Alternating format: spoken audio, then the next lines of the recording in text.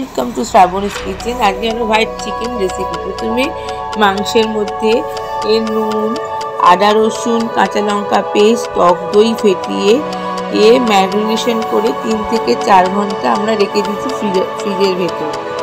এরপর কাসৌরি মেথি সব কিছু দিয়ে ম্যারিনেশন করেছি।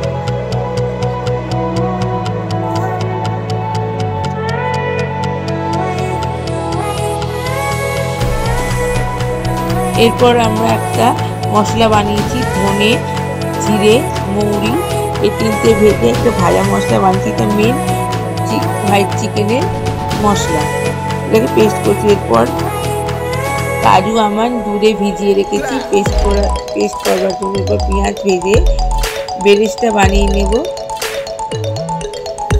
অল্প চিনি ছড়িয়ে দেবো যাতে বেরেস্তাটা খেতে সুন্দর হবে। হালকা ব্রাউন করে ভেজে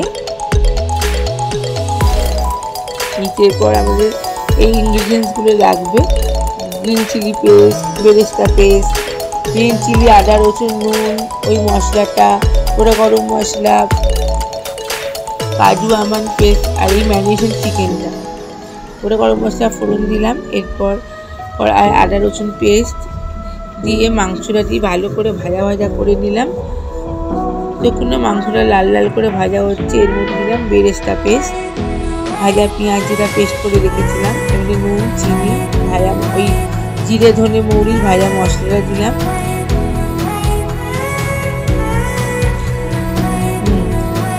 এরপর ভালো করে নুন দিয়ে দিলাম একটু, আর এই কাজু বাদাম পেস্টটা দিয়ে ভালো করে কষতে দিলাম। ততক্ষণ না সাইড দিয়ে তেল ছাড়ছে দেখুন। এরপর চাপা দিয়ে মাংসটা সিদ্ধ হওয়ার জন্য দিলাম। ধীরে ধীরে একটু দুধ দিলাম। এরপর চিনি দিয়ে আবার ঢাকা দিয়ে খানিকক্ষণ রেখে দিলাম।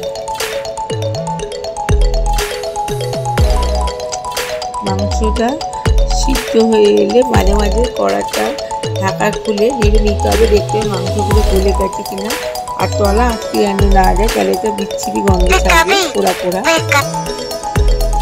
এরপর আবার লাস্টে ভাজা মশলা গুঁড়ো, শাহি গরম মশলা গুঁড়ো দিয়ে ভালো করে নেড়ে চেড়ে আবার কাসৌরি মেথি অ্যাড করলাম।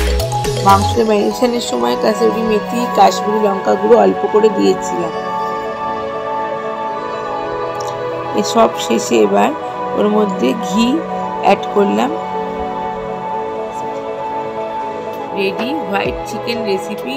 লুচি, পরোটা, নান, জিরা রাইসের সঙ্গে আপনারা খেতে পারবেন।